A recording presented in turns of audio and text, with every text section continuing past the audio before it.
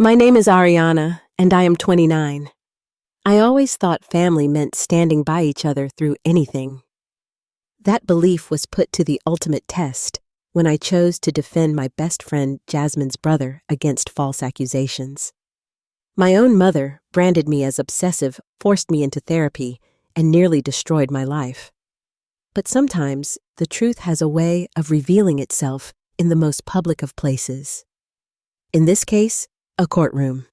If you are joining me today, please let me know where you are watching from, hit like and subscribe before we dive into this journey that changed my life forever. I work as a paralegal at Madison & Wright, one of the most prestigious law firms in Boston. The hours are long, the work demanding, but I love being part of the legal system.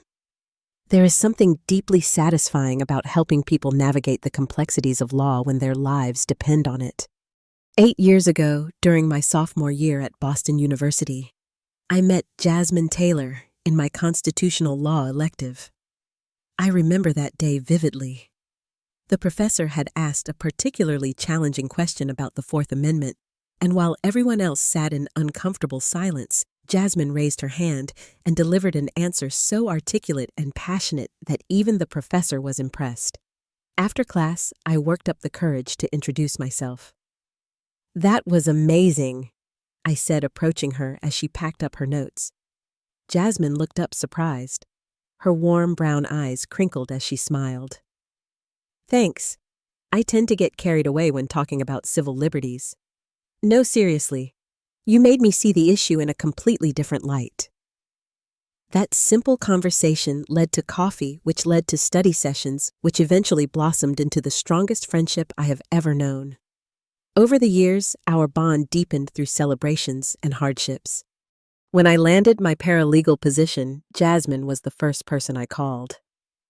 When she got accepted to law school, I threw her a surprise party. We were each other's constants in an ever-changing world. Our families, however, could not have been more different. Jasmine came from a close-knit working-class family. Her parents, David and Maria, had immigrated from Honduras before she was born and worked tirelessly to provide opportunities for Jasmine and her younger brother, Marcus. Their home was modest, but filled with laughter, food, and genuine affection. My family, in contrast, lived in an affluent suburb where appearances mattered above all else. My mother, Karen, was the quintessential social climber. Everything from our home decor to our wardrobes was selected to impress others. She hosted charity galas not because she cared about the causes, but because it positioned her in the right social circles. My father, Thomas, a successful investment banker, typically avoided conflict by giving in to whatever my mother wanted. He worked long hours and when home retreated to his study rather than engage in family matters. My younger sister, Bethany, 5 years my junior, had fully embraced our mother's values. She hung on Karen's every word, mimicking her mannerisms and judgmental attitude. From the beginning, my mother made her feelings about Jasmine clear. The first time I brought her to our house for dinner during college break, my mother spent the entire meal asking subtly condescending questions about her background and making comments about how ambitious Jasmine was, as if it were surprising. "It is remarkable how well you have adapted to university life," my mother said, her smile not reaching her eyes. "It must be quite different from what you are accustomed to." I noticed Jasmine's shoulders tense, but she responded with grace. "Education was always prioritized in my home, Mrs. Anderson. My parents sacrificed a lot to make sure we valued learning." Later that night, when Jasmine had gone, my mother cornered me in the kitchen. "She seems nice enough, Ariana, but you know how I feel about getting too attached to people who are not from our circle. Networking with the right people is crucial for your future." "Jasmine is brilliant, Mom. She is going to be an incredible lawyer someday." "Perhaps, but there are plenty of brilliant people from good families at your school. People who could actually help your social standing rather than detract from it." These early conflicts were just the beginning. As my friendship with Jasmine solidified over the years, my mother's disapproval grew more pronounced. Every family dinner inevitably included some variation of, "Have you met any nice young professionals lately?" which was code for, "Are you still wasting time with that girl and her family?" Despite this tension, I managed to maintain both my close friendship and family peace by keeping them separate. This delicate balance worked until Marcus, Jasmine's brother, found himself in serious legal trouble. Marcus had always been the family success story. After putting himself through community college, he started a small technology repair business that had grown steadily over the past few years. At 26, he had recently secured a contract with several local businesses, including the company owned by Richard Belmont, one of the wealthiest and most influential men in the area. The trouble began when Belmont accused Marcus of fraud. According to the allegations, Marcus had overbilled for services charged for parts never installed and intentionally damaged equipment to generate more repair work. The accusations were serious enough to potentially send Marcus to prison for up to 10 years. When Jasmine called me sobbing, I could barely understand her through the tears. "They are saying he stole almost $200,000, Ari. 200,000. We both know Marcus would never do something like this. Never." "What does his lawyer say?" I asked, already feeling a sense of dread. "We cannot afford a good lawyer. The public defender seems overwhelmed and keeps suggesting he take a plea deal. 5 years, Ari. 5 years for something he did not do." That conversation changed everything. I could not stand by and watch an innocent man, someone I had known for years, someone who was family to my best friend, get railroaded by the justice system. "Let me see what I can do," I told Jasmine. "I might be able to help research the case at least." Little did I know those words would set in motion a series of events that would force me to choose between my birth family and my principles. The fraud allegations against Marcus were substantial. According to the prosecution's case summary, which I reviewed after Jasmine shared her brother's legal documents with me, Richard Belmont claimed to have discovered the fraud during a routine audit of vendor services. The paperwork painted Marcus as a calculated criminal who had systematically defrauded not just Belmont Industries, but potentially other clients as well. Jasmine's family was devastated. Their modest savings were quickly drained by initial legal consultations, leaving them with only a public defender who had barely 15 minutes to meet with Marcus before his arraignment. "He barely looked at the case file, Ariana," Jasmine told me as we sat in her parents' small living room. Her mother, Maria, silently served us coffee, her eyes red-rimmed from crying. "He just kept saying the evidence looks bad and that Marcus should consider a plea deal." I looked over at Marcus sitting slumped in an armchair. The vibrant, ambitious young man I had known for years now looked defeated shadows under his eyes from sleepless nights. "Tell me everything from your perspective," I said to him, pulling out a notepad. "Every interaction with Belmont, every service call, every invoice. Leave nothing out." For the next several hours, I listened and took detailed notes. My paralegal training kicked in as I organized the information chronologically, noting inconsistencies between Marcus's account and the formal accusations. Something did not add up. Marcus had meticulous records of all his work, including emails confirming service requests, signed work orders, and parts replacement authorizations. If these documents were legitimate, they directly contradicted several of Belmont's claims. When I returned home that evening, my mother was waiting, arms crossed, in the kitchen. "Your father says you missed Sunday dinner. That is the third family obligation you have skipped this month." "I am sorry, Mom. Jasmine's family is going through a crisis. Her brother has been accused of fraud, and I am trying to help." Karen's face hardened. "Fraud? Well, that is hardly surprising, is it?" "What is that supposed to mean?" I asked, feeling my cheeks flush with anger. People from that background often look for shortcuts. Perhaps if he had focused on education and proper connections like you did. "Marcus put himself through college while working 2 jobs, Mom. He built his business from nothing, and he is innocent." Karen waved her hand dismissively. "Everyone claims innocence, darling. I just do not want you getting caught up in their drama. You have your own career to think about. This is not drama. This is a man's life. A good man who is being framed by someone with money and power. Framed. My mother laughed coldly. Listen to yourself. You sound like one of those conspiracy theorists. Richard Belmont is one of the most respected businessmen in this city. Your father has golfed with him at the club. I took a deep breath, trying to control my temper. Just because someone is rich does not make them honest, Mom. And just because someone is your friend's brother does not make them innocent, she countered. I forbid you from getting involved in this mess. It could damage your reputation and, by extension, ours.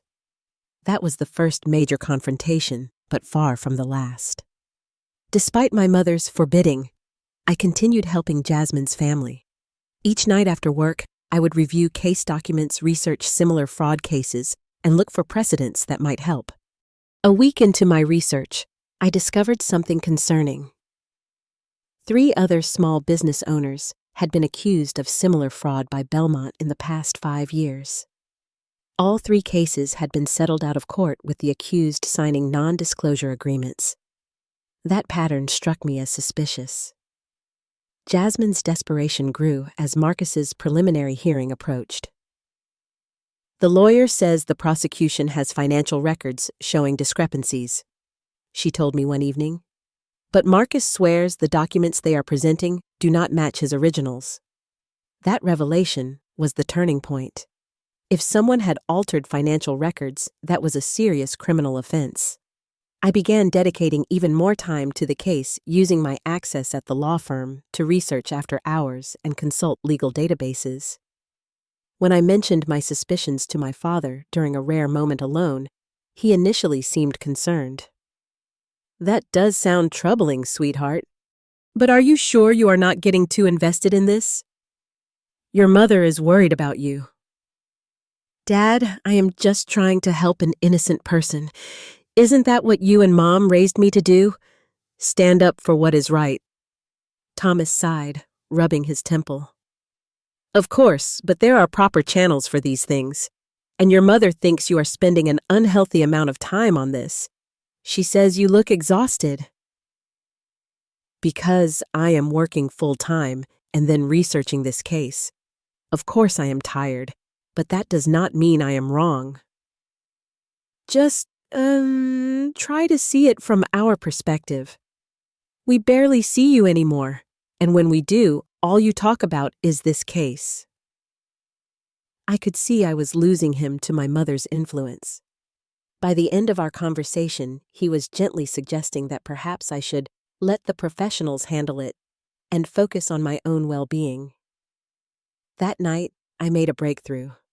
Comparing copies of invoices Marcus had provided with those submitted as evidence by Belmont, I noticed subtle discrepancies in the formatting, suggesting the prosecution's documents might have been altered. It was not definitive proof, but it was enough to pursue further. As the days passed and I dug deeper, my mother's attitude shifted from dismissive to hostile. During a particularly tense family dinner, she launched into a tirade about my obsession. You look terrible, Ariana. You have lost weight, you have dark circles under your eyes, and you have called in sick to work twice this month. All for what? Some criminal you barely know. Marcus is not a criminal, and I have known him for years, I responded, pushing my barely touched food around my plate. You are neglecting your real family for these people, Karen continued, her voice rising. When was the last time you joined us for an event you missed the Millers' anniversary party last weekend? Because I was helping prepare questions for Marcus's hearing. See, this is exactly what I mean. You are choosing them over us every time. Bethany, ever loyal to our mother, jumped in. Mom's right, Ari. You are acting weird. All you talk about is this case and how everyone is against this guy. It is kind of creepy, actually. I looked to my father for support, but he studied his wine glass, avoiding my eyes. I am trying to prevent an innocent man from going to prison, I said slowly, fighting to keep my voice steady. I would think my family would be proud of me for standing up for justice. Justice, my mother scoffed. What do you know about justice? You are a paralegal, not a lawyer or a judge. You have convinced yourself you are some kind of savior. I never claimed to be a savior. I am just using my skills to help someone who deserves it. Those people are trash, Ariana, my mother hissed, dropping all pretense of civility. And that Jasmine has been a bad influence on you since college. I should have put a stop to that friendship years ago. I stood up so abruptly, my chair nearly toppled backwards. Do not ever speak about Jasmine or her family that way again. They are kind, hardworking people who are being victimized by a powerful man, and I will not sit here and listen to you insult them. I left the dinner table that night with my mother's words ringing in my ears. This obsession will cost you everything, Ariana. Mark my words. I had no idea just how far she would go to prove herself right. 3 weeks into my investigation of Marcus's case, I had established a routine. Work during the day, research and document review in the evenings, and strategy sessions with Jasmine and Marcus on weekends. I was exhausted, but driven by a growing certainty that Marcus was being framed. The question was, why would someone as wealthy and powerful as Richard Belmont target a small business owner? I was getting closer to answers. Through careful examination of public records, I discovered that Belmont had recently applied for permits to develop a commercial property in the same neighborhood where Marcus had his shop. Was it possible this was about eliminating competition or forcing Marcus out of a prime location? My family interactions had become increasingly strained.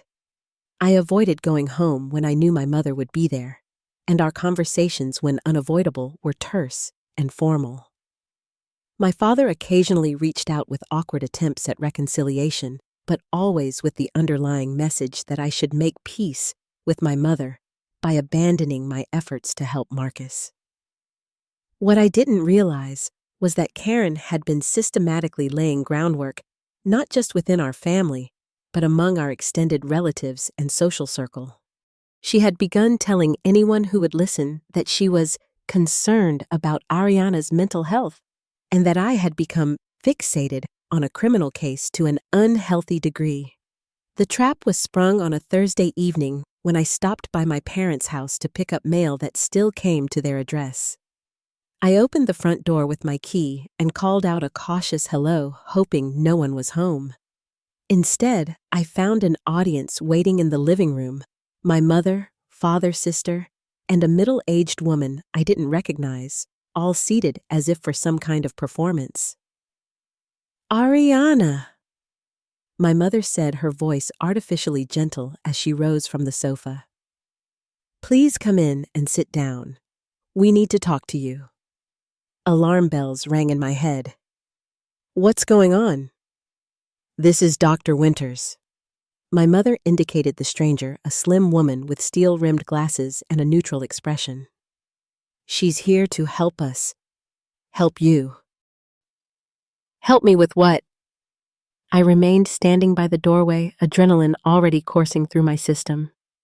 My mother's eyes welled with practiced tears. Your obsession, sweetie. It's taken over your life. We're all so worried about you. Obsession? You mean my helping Jasmine's family? That's not an obsession. It's being a good friend. See how defensive she gets, Bethany Stage whispered to Dr. Winters. This is exactly what I was telling you about. My father cleared his throat. Princess, we've noticed some concerning changes in your behavior. You've lost weight, you're calling in sick to work, you're isolating yourself. I've been busy trying to help an innocent man avoid prison, I exclaimed, feeling like I'd stepped into some bizarre alternate reality. You see, my mother turned to Dr. Winters. She's convinced herself that this criminal is innocent despite all evidence to the contrary. She's created this elaborate conspiracy theory about him being framed. Dr. Winters nodded sympathetically. Ariana, why don't you sit down? Let's talk about what's been going on. I remained standing, my back against the wall. There's nothing to talk about. Marcus is being framed by Richard Belmont, and I'm helping gather evidence to prove it. And how much sleep have you been getting while working on this project? Dr. Winters asked. That's not relevant. She barely sleeps, Bethany volunteered. She texts Jasmine at all hours. I've seen the phone records. My head whipped toward my sister. You checked my phone records? How dare you? We had to, sweetie, my mother said, dabbing at her eyes with a tissue. We're so worried. You're not yourself. Dr. Winters made a note on her pad. Ariana, irritability, and paranoia can be symptoms of obsessive fixation. Your family has shared some concerning behaviors with me. Like what? I challenged. My mother produced a folder and handed it to Dr. Winters, who opened it and began listing items off as if they were damning evidence.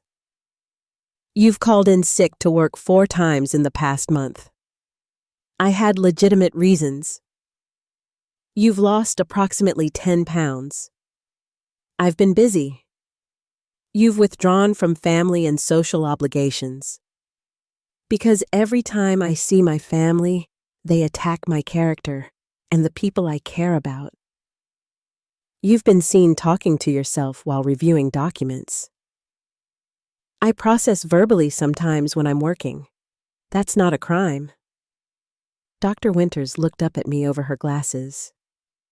Your family has also mentioned that you believe a respected businessman is engaging in criminal conspiracy.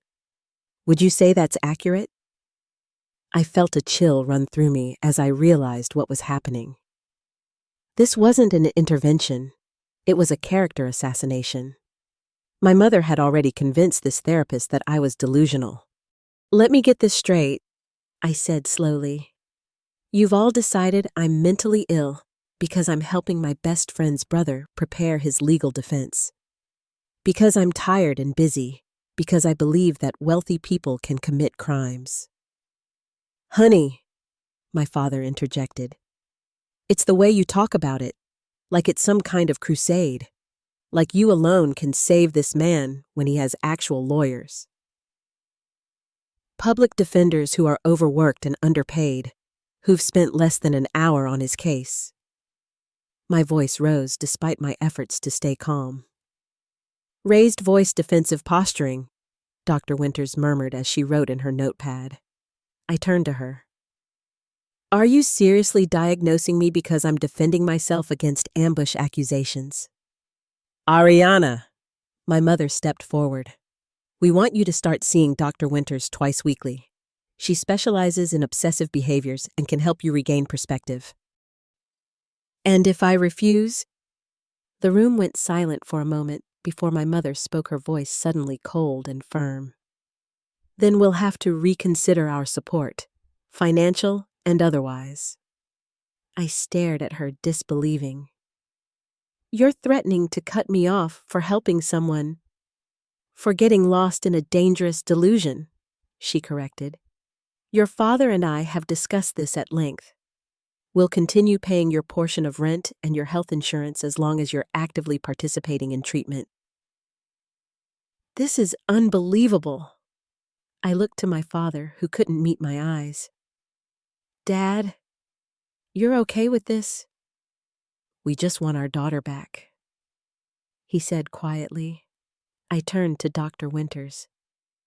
And you're comfortable diagnosing someone you've never met based solely on a clearly biased family report.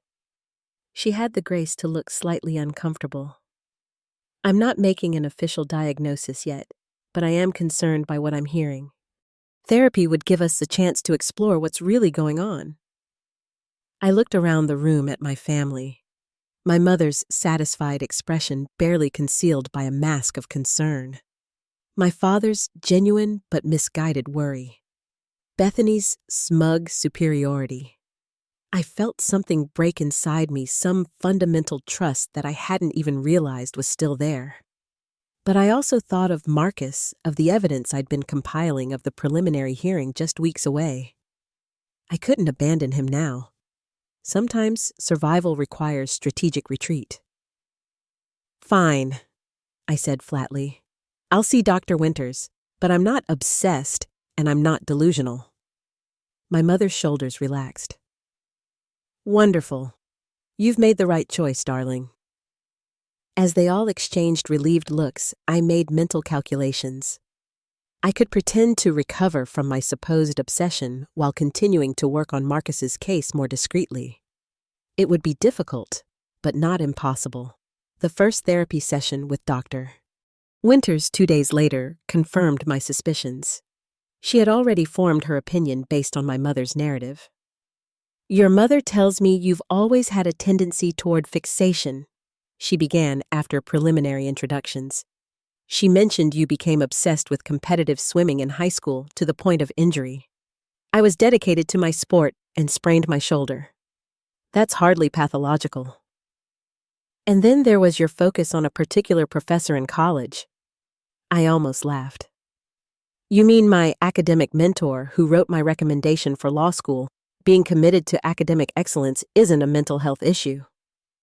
Throughout the session, it became clear that Dr. Winters had been thoroughly primed by my mother to see patterns of obsession in my most ordinary behaviors. I gave carefully modulated answers, neither too defensive nor too acquiescent, walking the fine line between seeming cooperative and protecting my actual plans. As I left her office, I realized I was now living a double life. To my family and Dr. Winters, I would present as a woman recognizing her unhealthy obsession and working to overcome it. Meanwhile, I would continue helping Marcus prepare for his defense just with greater secrecy and care. What I hadn't anticipated was how far my mother would go to control the narrative. The delicate balancing act between appeasing my family and continuing my work on Marcus's case grew increasingly difficult. Dr. Winters expected me to show progress, which meant acknowledging my supposed obsession and gradually distancing myself from Jasmine's family. I feigned enough compliance to keep my health insurance and the partial financial support my parents provided while secretly redoubling my efforts to help Marcus. With his trial just 2 weeks away, I had uncovered several inconsistencies in the prosecution's evidence.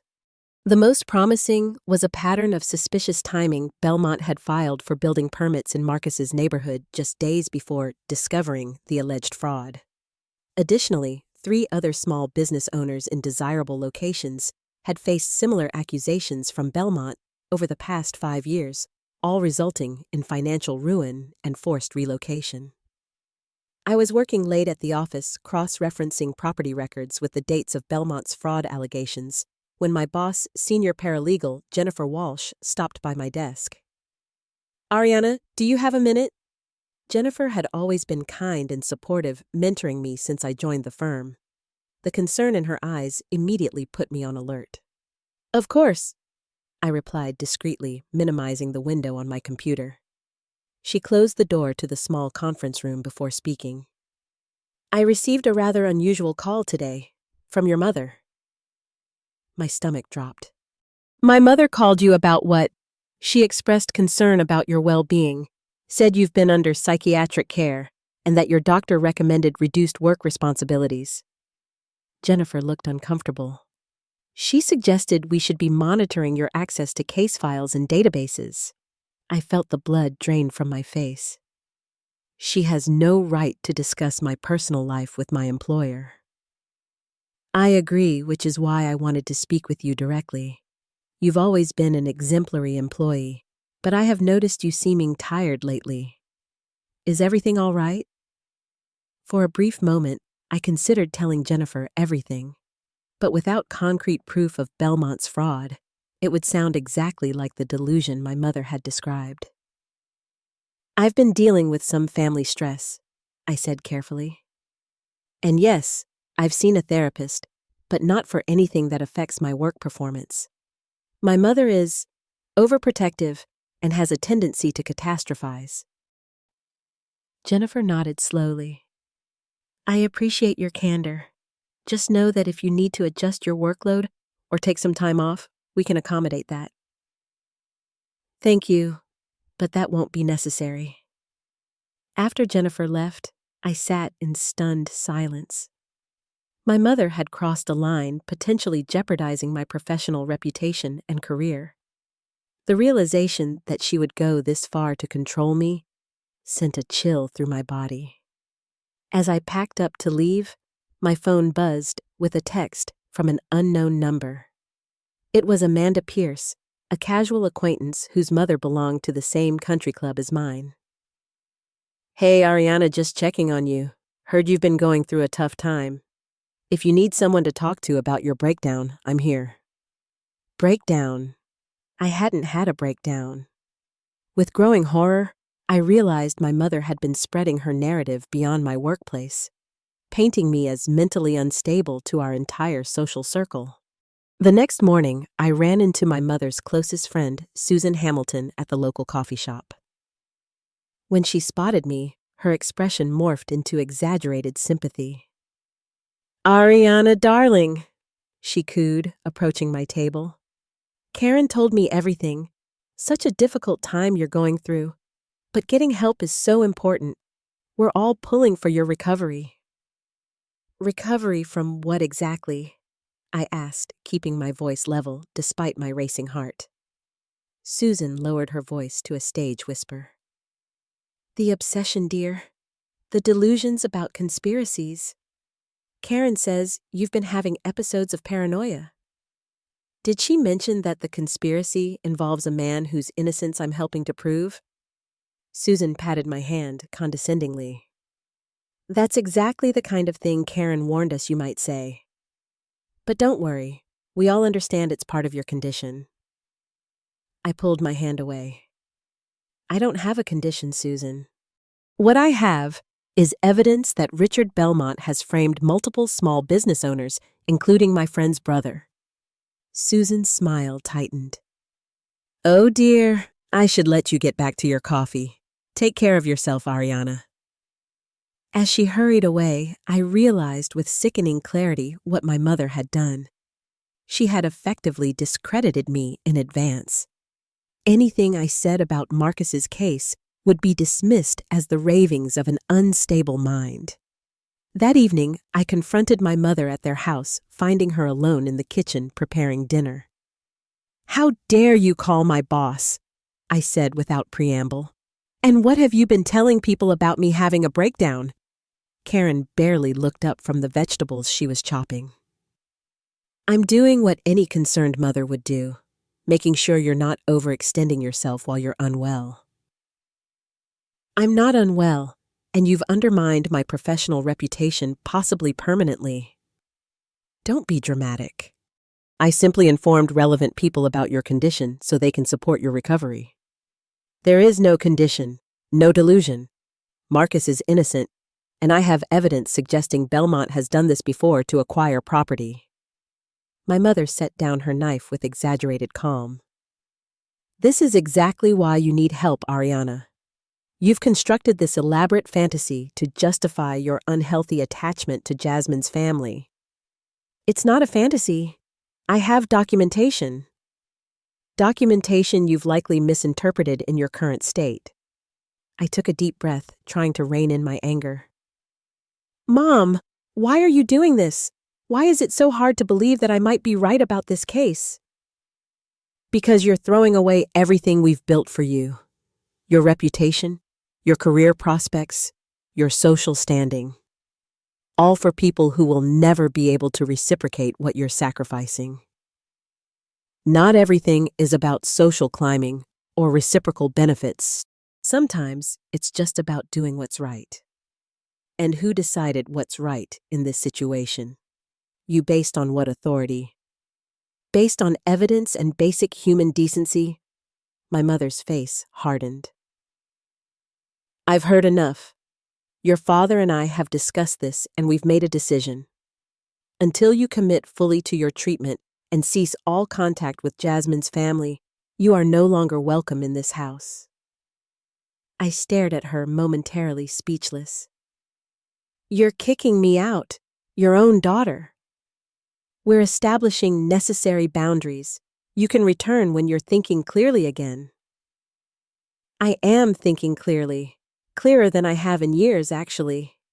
I squared my shoulders, a strange calm settling over me despite the situation. Fine, I'll go. But know this: when the truth comes out about Belmont, I won't forget who stood by me and who tried to undermine me. As I turned to leave, my mother called after me. Without our financial support, how long do you think you'll last? Your rent is due next week. Your health insurance premium the week after. Be reasonable. Ariana. I didn't look back as I walked out the door, but her words echoed in my mind.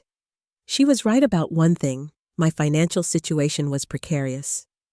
My entry-level paralegal salary barely covered my living expenses, even with my parents' supplemental support. I called Jasmine from my car, trying to keep my voice steady as I explained what had happened. I've been kicked out, and my mother has been telling everyone, including my boss, that I'm having some kind of mental breakdown.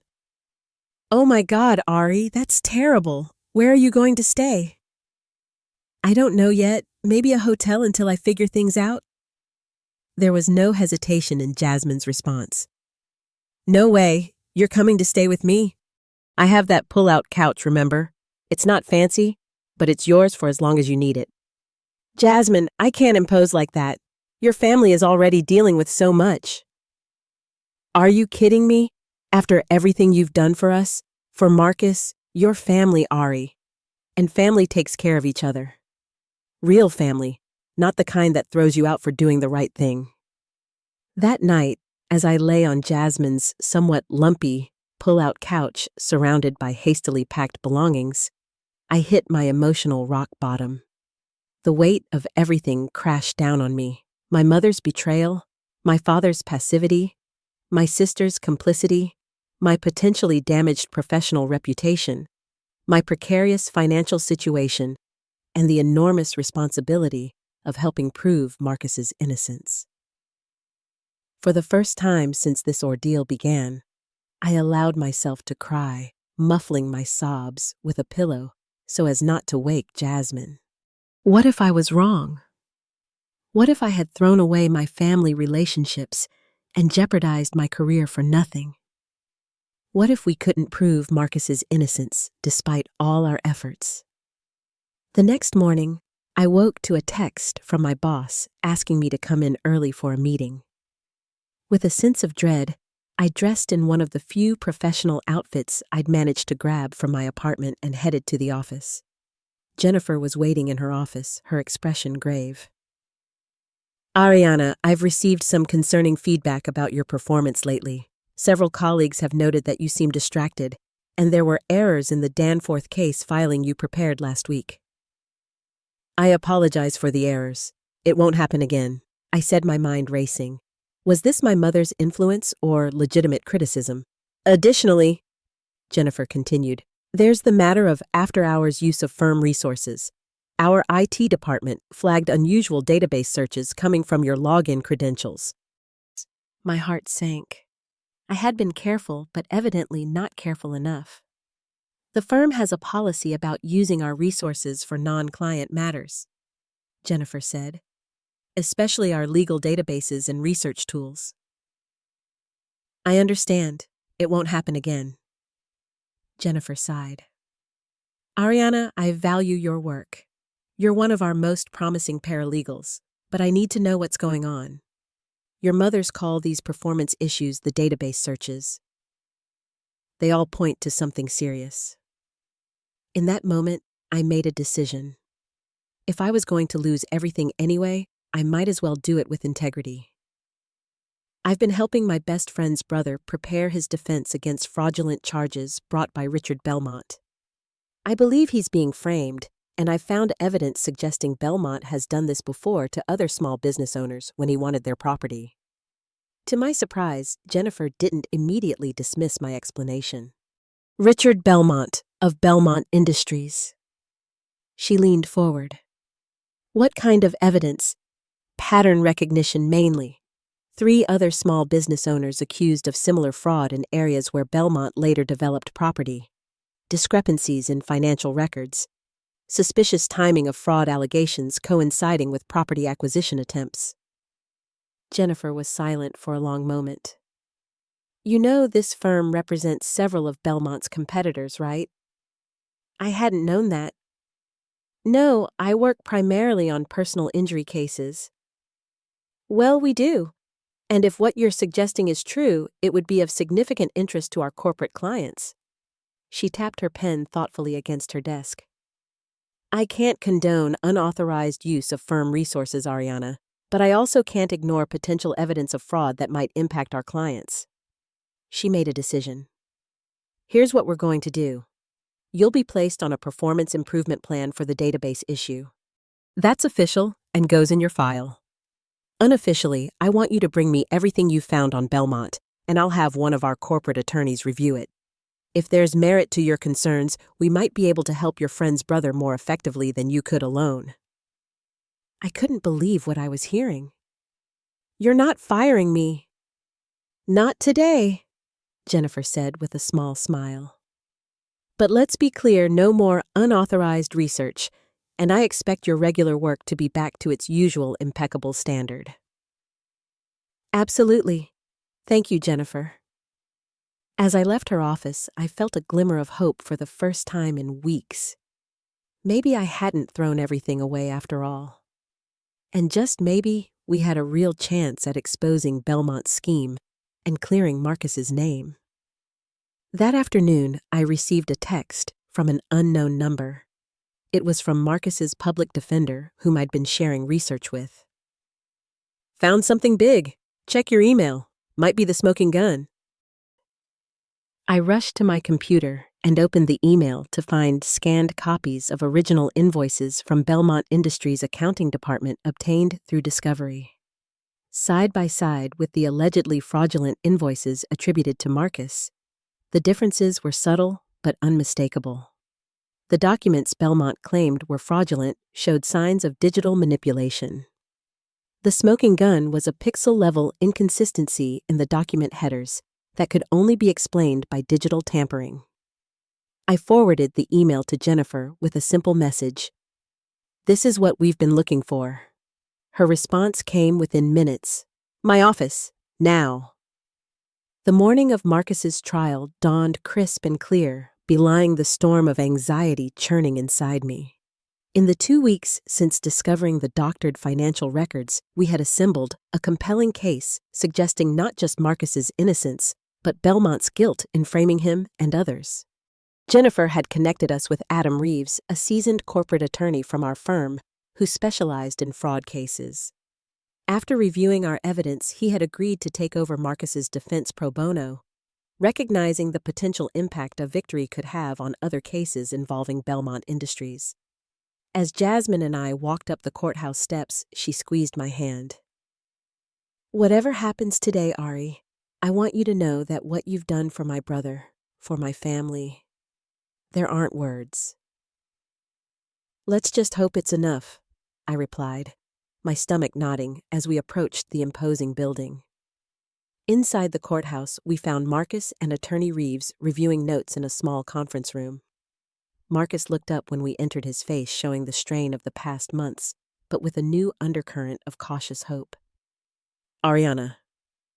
He stood and embraced me. I don't know how to thank you.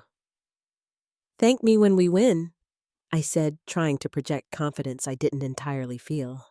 Attorney Reeves adjusted his glasses. We have a strong case for dismissal based on the evidence tampering alone, but Belmont's attorneys will fight hard. They've built their entire strategy around portraying Marcus as a calculated fraudster. What about the pattern of previous accusations against other business owners? I asked. Judge Stevens has allowed that evidence despite prosecution objections. It goes to establishing motive and pattern of behavior. Reeves gathered his papers. It's time. Let's go. As we entered the courtroom, I was struck by how small and vulnerable Marcus looked walking beside his attorney. This room, these proceedings would determine whether he spent the next decade of his life in prison or returned to building the business he'd worked so hard to establish. My focus was so intense on Marcus that it took me several moments to notice the familiar faces in the gallery. Seated 3 rows back, watching with expressions ranging from concern to smug anticipation, were my mother, father, and sister. My heart lurched. Why were they here? To support me despite everything, or to witness what they believed would be my humiliation when my delusion about Marcus's innocence was disproven? There was no time to dwell on their presence. The judge entered, we all rose, and the proceedings began. The prosecution presented their case first, laying out what initially seemed like damning evidence. Financial records showing overbilling testimony from Belmont employees about discovering the fraud during routine audits, even character witnesses suggesting Marcus had been desperate for cash to expand his business. Throughout their presentation, I watched my mother's face. She nodded along with the prosecution's arguments, occasionally glancing my way with an expression that clearly said, "See, I told you so." When it was the defense's turn, Attorney Reeves started methodically dismantling the prosecution's case. He first called a digital forensics expert who walked the court through the evidence of document tampering, highlighting the inconsistencies between the original invoices and the supposedly fraudulent ones attributed to Marcus. "In your expert opinion," Reeves asked, "could these discrepancies have occurred accidentally?" The expert, a professor of computer science with decades of experience in document authentication, shook his head. "No, sir. These are clear indicators of intentional manipulation. Someone deliberately altered these documents to change the amounts and services listed." I watched my mother's smug expression falter. My father leaned forward, brow furrowed in concentration. Bethany just looked confused. Next, Reeves presented the pattern of previous accusations against other small business owners in areas where Belmont later developed property. A clear timeline emerged: accusation of fraud, financial ruin for the accused property acquisition by Belmont Industries at below-market value development projects announced within months. The courtroom atmosphere shifted perceptibly as Reeves laid out this pattern. Murmurs rippled through the gallery. Judge Stevens frequently glanced between the evidence being presented and Richard Belmont, who sat stone-faced beside his attorneys. The prosecution's cross-examinations grew increasingly desperate. They tried to discredit the digital forensics expert, suggested the pattern of previous accusations was coincidental, and doubled down on portraying Marcus as financially motivated to commit fraud. Nothing stuck. For each challenge, Reeves had a counter, a document, an expert opinion. Then came the moment that turned the tide definitively. Reeves called his final witness, a former employee of Belmont Industries named Sarah Daniels, who had worked in their accounting department during 2 of the previous fraud accusations. "Ms. Daniels, can you tell the court what you observed while working in Mr. Belmont's accounting department?" Reeves asked. Sarah, visibly nervous but determined, cleared her throat. "I was instructed on multiple occasions to alter vendor invoices before they were submitted to the legal department." "Altered in what way?" "Changing amounts, dates of service, description of services provided, making it appear that vendors had overbilled or charged for work never performed." "Who instructed you to make these alterations?" "Mr. Belmont himself.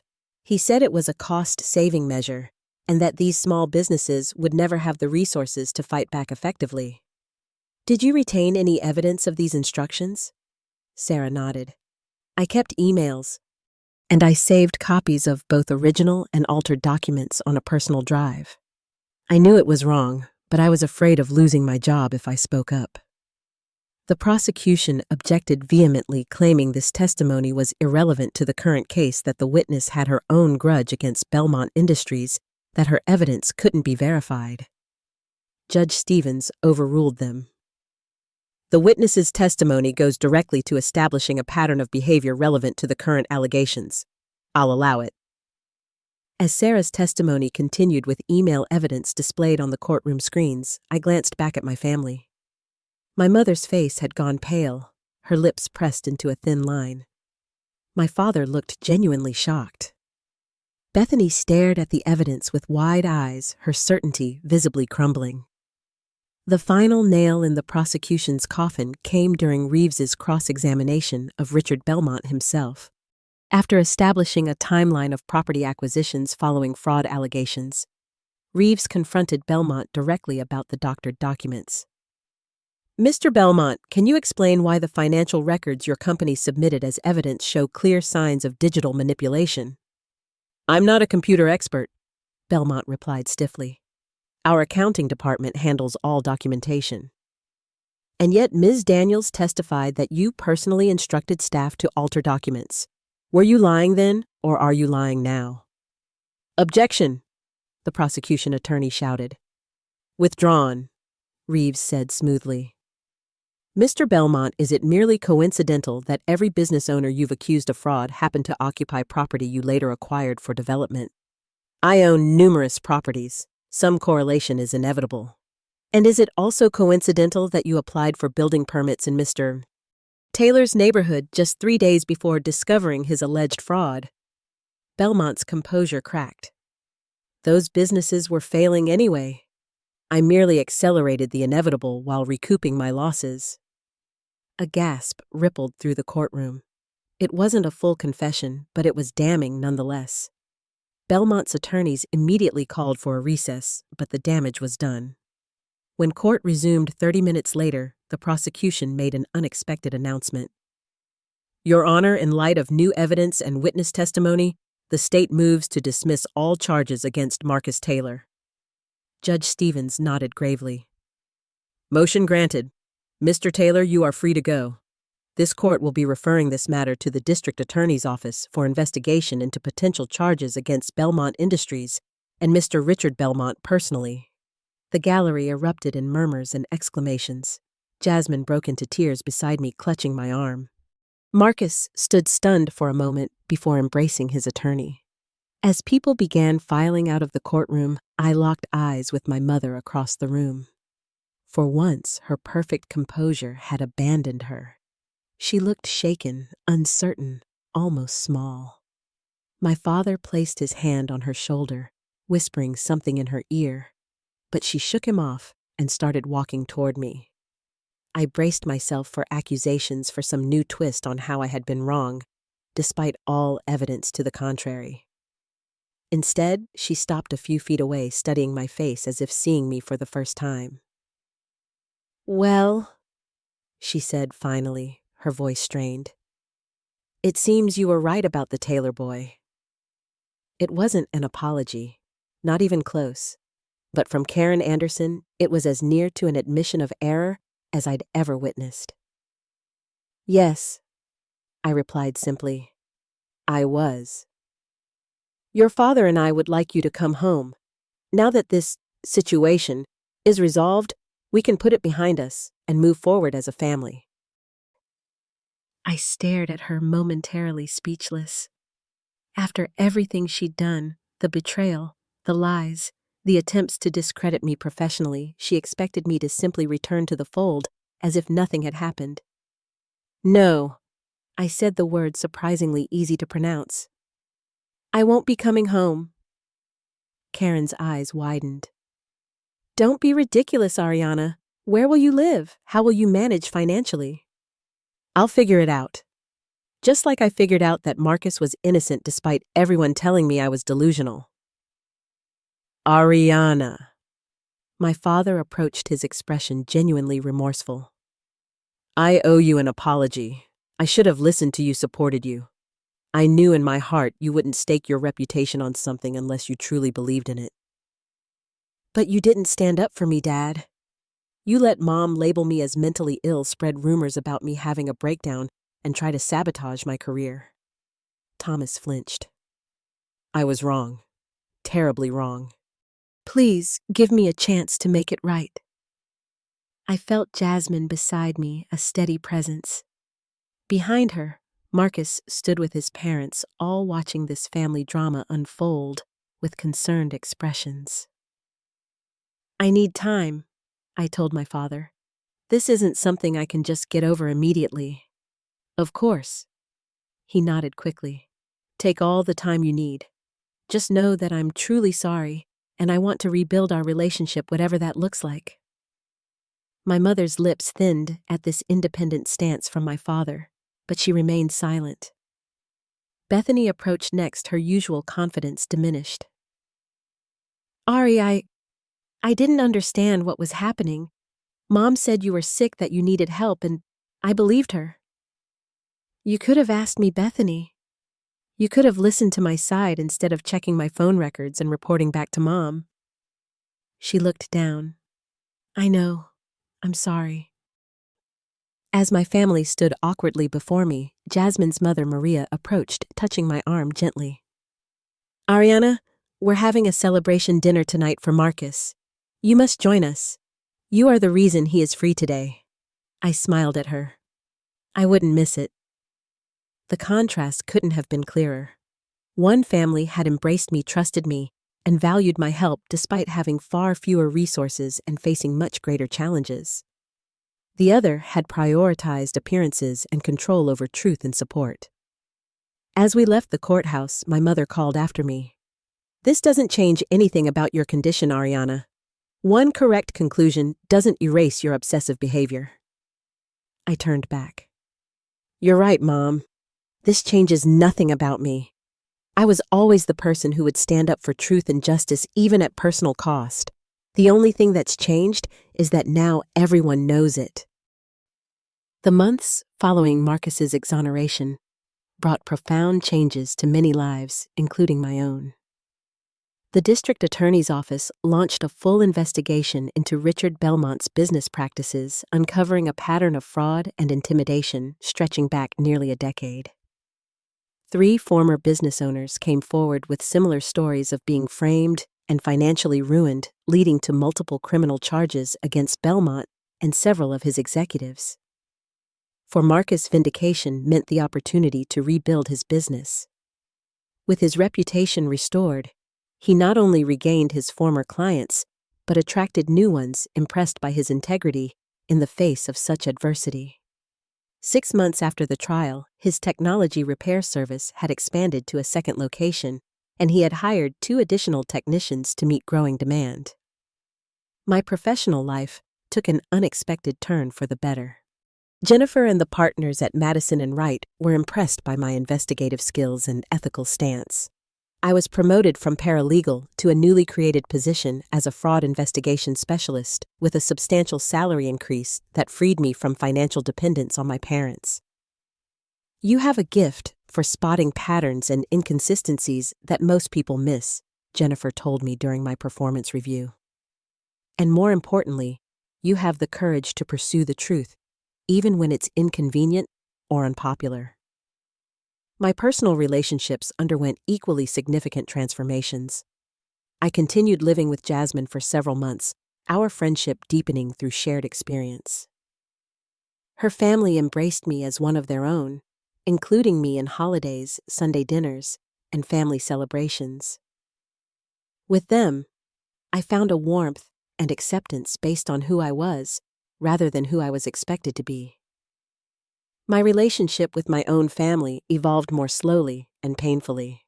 My father made consistent efforts to reconnect, meeting me for coffee weekly, and listening, really listening, as I explained how his passivity had enabled my mother's controlling behavior for years. "I've failed you," he admitted during one particularly emotional conversation. I thought keeping the peace was the same as protecting my family, but all I did was allow your mother's fears to dictate everyone's lives. Why did you never stand up to her? I asked a question that had haunted me since childhood. Thomas sighed deeply. Fear, mostly. Fear of conflict, fear of losing her, fear of disrupting the life we'd built. But watching you stand firm against all of us, against Belmont, against the whole system, it made me realize how much strength I've sacrificed in the name of comfort. These conversations were difficult but healing. Gradually, my father began asserting himself more in his marriage and in his life generally. He joined a nonprofit board focused on small business development, something my mother considered beneath their social standing, but that gave him genuine satisfaction. Bethany's journey toward independence was more halting. Having modeled herself after our mother for so long, she struggled to develop her own perspective. But the clear evidence of our mother's error, in my case, had planted seeds of doubt about other truths she had accepted unquestioningly. She began visiting me occasionally, asking questions about my work, my beliefs, my choices. "How did you know?" she asked me once. "How did you know to trust your own judgment when everyone was telling you that you were wrong?" "I didn't always know," I admitted. "I had moments of terrible doubt, but I kept coming back to the evidence, to what I could verify with my own eyes and mind. And I asked myself whether I could live with abandoning someone I believed was innocent just to make my own life easier." As for my mother, her response to the situation revealed much about her character. Rather than acknowledge her mistake or apologize for the harm she had caused, Karen retreated into a narrative where she had been misled by others, including Richard Belmont, whom she now claimed she had always found somewhat suspicious. When this revisionist history failed to gain traction, she attempted to reestablish control by alternating between guilt trips and financial incentives to bring me back into the fold. Both approaches failed. Our final confrontation came during an unexpectedly warm day in April, 6 months after the trial, when she appeared at my new apartment unannounced. "This has gone on long enough, Ariana," she declared, stepping inside without waiting for an invitation. "Your father is miserable, Bethany is confused, and our family is falling apart. It's time to put this unfortunate episode behind us." "Which unfortunate episode would that be, Mom? The one where you tried to have me diagnosed with a mental illness for helping an innocent man? Or the one where you spread rumors about me having a breakdown to everyone we know?" "You're exaggerating as usual. I was concerned about your well-being, and yes, perhaps I was overzealous in expressing that concern. But my intentions were good." I shook my head, a sad smile forming. "That's the thing, Mom. I don't think they were. I think you were concerned about appearances, about control, about your social standing, not about me." "That's absurd. Everything I've ever done has been for this family." "No. Everything you've done has been for your vision of what this family should be. But real families support each other. They listen to each other. They don't manipulate and threaten and undermine each other." Karen's face hardened. "So that's it. You're choosing those people over your own family." "I'm not choosing anyone over anyone else. I'm choosing to have relationships based on mutual respect and genuine care. You're welcome to be part of my life on those terms, but I won't return to pretending that your behavior is acceptable just to keep the peace." "You'll regret this, Ariana. When you need your family, when you realize that these fair-weather friends can't provide what we can." Jasmine's family stood by me when I lost everything defending one of them. That's not fair-weather friendship, that's the definition of true loyalty. After my mother left, I sat quietly in my apartment, feeling a mixture of sadness and liberation. I had wished for some acknowledgement, some genuine remorse that might allow reconciliation. But I had also finally accepted that I might never receive it, and that my life could be full and meaningful regardless. That Thanksgiving, I hosted dinner in my apartment. Around my table sat Jasmine and her parents, Marcus, and his new girlfriend, my father, and somewhat surprisingly Bethany, who had declined our mother's invitation for the first time in her life. Karen had refused to attend a gathering with those people, as she still called Jasmine's family. As we shared food and gratitude, I looked around at this unconventional family gathering, this blend of blood relations and chosen connections, and felt a deep sense of peace. The journey had been painful but necessary, revealing truths not just about Marcus's case, but about loyalty, integrity, and the courage to stand alone when necessary. In my professional life, I have continued to specialize in cases involving fraud and misrepresentation. There is something profoundly satisfying about untangling deceptions about bringing truth to light when others have worked to obscure it. Each case reminds me of the importance of looking beyond surfaces of questioning narratives, too convenient or too uniformly accepted. The experience changed me certainly. I am more cautious about accepting authority without evidence, more willing to stand firm in the face of opposition. But I am also more compassionate toward those who make mistakes, who get caught in patterns of behavior they struggle to break. Including sometimes my mother. We are all products of our fears as much as our aspirations. My mother feared social judgment, loss of status, the unpredictability of genuine emotion. My father feared conflict and abandonment. I feared being wrong, letting down those who counted on me, discovering that my judgment was indeed flawed.